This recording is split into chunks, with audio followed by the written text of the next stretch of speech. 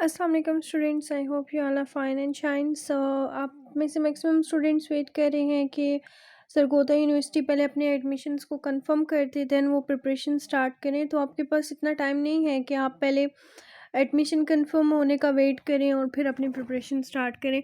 अब बात ये आ जाती है कि हाँ, मैक्सिमम जो स्टूडेंट्स हैं उनको कोई ईमेल या कोई मैसेज रिसीव भी नहीं होगा, स्पेशली ईमेल सरगोदा यूनिवर्सिटी की जानिब से, क्योंकि अब इतने स्टूडेंट्स ने इस लास्ट चांस पे अप्लाई कर दिया हुआ था कि अब सरगोदा यूनिवर्सिटी खुद इस चीज़ में काफ़ी टाइम लगा रही है। ठीक है, तो अब काफ़ी सारे स्टूडेंट्स ने ऑलरेडी अप्लाई किया हुआ है और अब ये नहीं कि वो हर स्टूडेंट को कंफर्म करेंगे।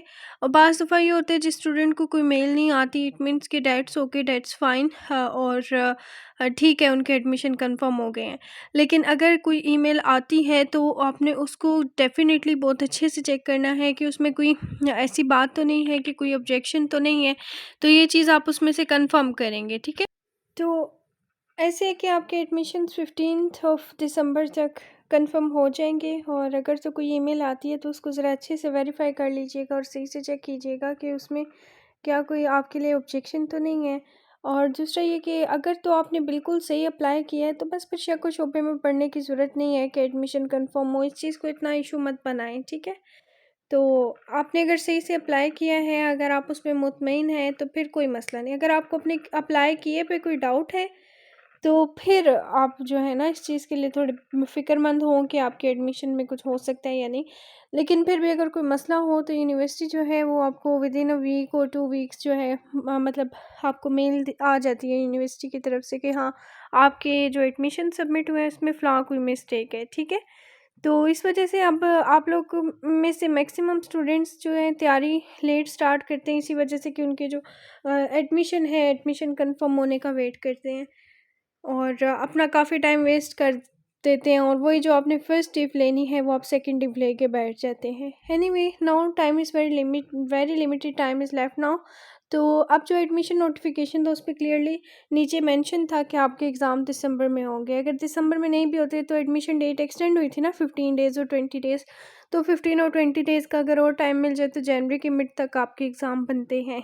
ठीक है, तो इससे ज़्यादा अगर आप कहें कि आपके एग्ज़ाम लेट हों, कोई मार्च में जाके हों, अप्रैल में हों, तो ऐसे बिल्कुल भी नहीं होगा। ठीक है, so you have very limited time now. आपके पास बहुत ही मिनिमम टाइम रह गया है। अपनी प्रिपरेशन 100% करें, एक्सीलेंट प्रिपरेशन करें अपनी, क्योंकि अभी टाइम बहुत कम रह चुका है। ठीक है, तो आप लोग अभी इतना टाइम नहीं है कि आप थोरोली स्टडी करें और पूरा सिलेबस वाइंड अप करें। You have to do smart studies now.